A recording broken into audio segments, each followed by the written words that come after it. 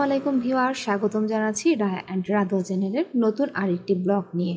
আপনারা সবসময় রায়া এবং রাদোয়ার নতুন নতুন সবগুলো ব্লগ দেখার চেষ্টা করবেন, কারণ প্রতিটি ব্লগেই রয়েছে শিক্ষণীয় কিছু বিষয়। লামিয়া আক্তার নামে একটা আপু আমাকে কমেন্ট করেছেন। তিনি কমেন্ট করেছিলেন, অনেক ধন্যবাদ আপু, আপনার কথা মতো এইরকম চুল বেঁধে বা যত্ন নিয়ে আগে থেকে 1 ইঞ্চি লম্বা হয়েছে। ধন্যবাদ আপু, আমি দোয়া করি আপনি যেন আরও অনেক এগিয়ে যেতে পারেন আর এভাবে আমাদের নতুন নতুন টিপস দিবেন। আর আমার নামটা নেবেন আপু নেক্সট ভিডিওতে। আমার নাম লামিয়া আক্তার। তো লামিয়া আক্তার আপুকে অসংখ্য ধন্যবাদ এত সুন্দর একটা কমেন্ট করার জন্য। আশা করি আপনি আমাদের সবগুলো ভিডিও উপভোগ করেন, আজকের ব্লগটাও অবশ্যই উপভোগ করবেন সেই আশাই করছি। আজকে আমরা চলে এসেছি রায়া আর রাদোয়ার আপুর বাসায় দাওয়াত খাওয়ার জন্য। তো মোটামুটি সবাই একই কালারের ড্রেস পরার চেষ্টা করেছিলাম। আর রাদোয়া হচ্ছে তার তাইমি আপুর জন্য খুব বেশি পাগল, মানে তাইমি আপু সারাদিন তার সাথে খেলা করে, যার কারণে সে হচ্ছে তাইমি আপুর বাসায় যাওয়ার জন্য খুব বায়না করেছিল, তাকে নিয়ে আসলাম। আর আপনারা একটা কাজ করবেন, বাচ্চাদেরকে যখন হচ্ছে বাহিরে নিয়ে যাবেন তখন চেষ্টা করবেন তাদেরকে হচ্ছে কমফোর্টেবল ড্রেসটা পরানোর জন্য।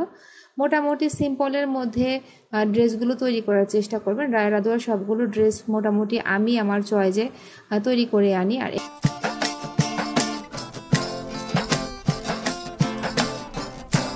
এখানে হচ্ছে আমরা 3টা বোন রয়েছি, তো 3 বোন পাশাপাশি বসেছিলাম। রায়া হচ্ছে সে ভিডিওটা করে রেখেছিল।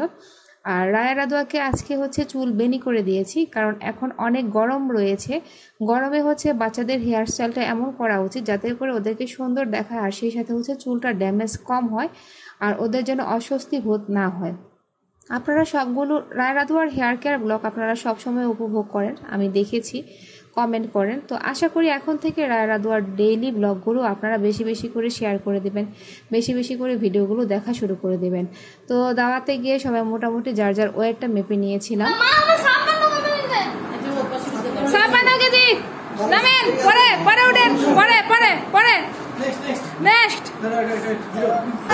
হ্যাঁ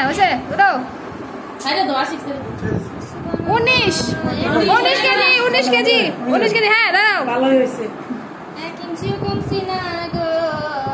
77 77 ওঠো 41 কেজি 300। এবার আমি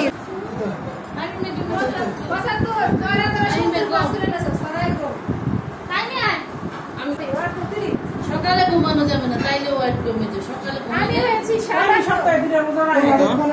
আপা আপা আপা এটা আপা আপা আপা একচুয়ালি আপা কি কম আছে। আমি সবার থেকে বেশি 2 মুন। জিরো এলো আইগো আইছে আমি 2 মুন। আসি পানি মেরে ম্যাডাম পানি মেরে সরই তুমি যাও কাইলা বাইরে বাবা তোমার বুঝা দাও, আমার তো বেশি মোটা। 54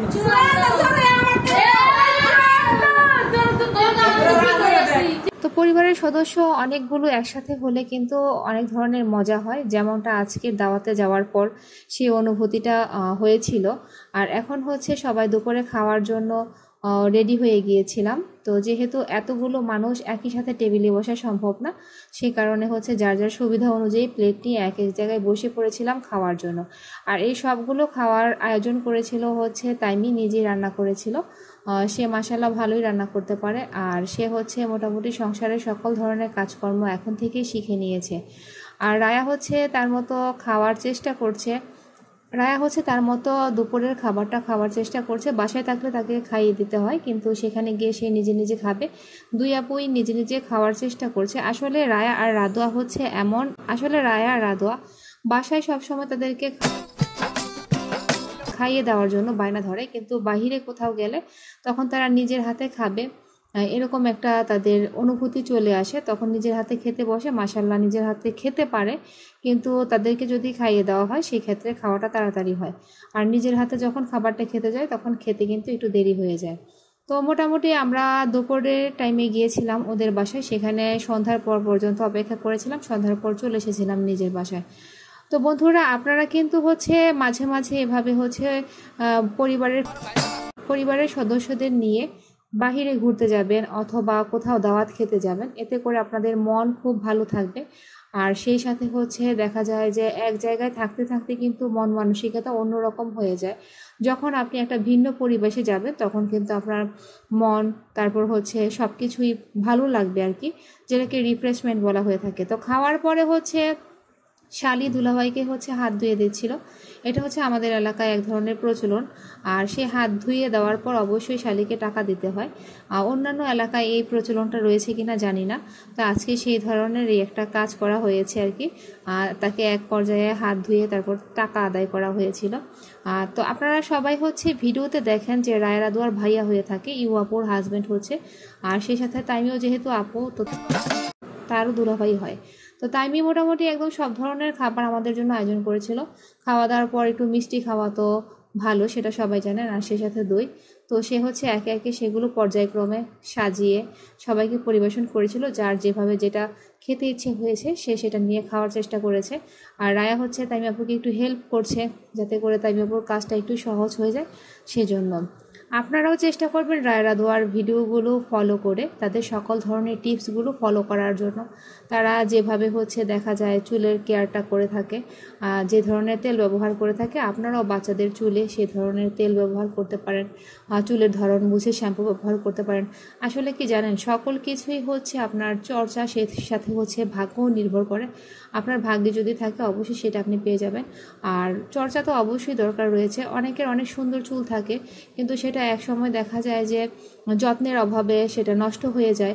আপনার যদি এখন চুল পড়ার সমস্যা থাকে আর আপনি যদি কন্টিনিউ থিক অ্যান্ড লং শ্যাম্পুটা ট্রাই করেন, সেই ক্ষেত্রে কিন্তু আপনার চুল পড়ার সমস্যাটা কমে না, বরঞ্চ বেড়েই চলবে।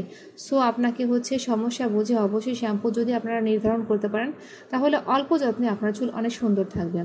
তো বন্ধুরা, আজকের ব্লগটা কেমন লেগেছে আপনাদের কাছে? আমরা যেভাবে খাওয়া দাওয়া করেছি, যেভাবে আনন্দ করেছি, সম্পূর্ণ ভিডিও কিন্তু আপনাদের সামনে তুলে ধরেছি। আপনারা অবশ্যই কমেন্ট করে জানাবেন যে আজকের ব্লগ আপনাদের কাছে কেমন লেগেছে, এই ধরনের বেশি বেশি ব্লগ আপনারা দেখতে চান কিনা। আর রায় রাদু দুজন এই ফাঁকে হচ্ছে পড়াশোনা করে নিচ্ছে। আর রাদু আপু তো রায় আপুকে পড়াশোনা করতে দিবেই না, সে হচ্ছে বারবার আপুর কাছ থেকে মার্কার কেড়ে নিতে চাচ্ছিল। সব ব্যাপারেই হচ্ছে রাদু আর রায়ের কাছ থেকে সব কিছু কেড়ে নিতে চায়। তারপর আবার যখন আপু মন খারাপ করে তখন আপুকে দিয়ে দেয়। তো অলরেডি যাওয়ার সময় হয়ে গিয়েছে, রাধু মন খারাপ করে বসে আছে। তো এক পর্যায়ে তাইমি আপু বলছে যে তুমি মন খারাপ করো না, তোমাদের বাসায় আমি অবশ্যই যাব। এই বলে সান্ত্বনা দিয়ে আমাদেরকে বিদায় দেওয়ার চেষ্টা করছে। আপনারা ভালো থাকবেন, বেশি বেশি করে রায়া আর রাদোয়ার ভিডিওগুলো হচ্ছে দেখবেন, কমেন্ট করবেন, লাইক করবেন, শেয়ার করে দেবেন। আর আপনাদের এইটুকু কাজে রায়া রাদোয়ার পরিবার অনেক বড় হয়ে উঠবে। আজ এই পর্যন্ত, আল্লাহ হাফিজ, দেখা হবে নতুন ভিডিওতে।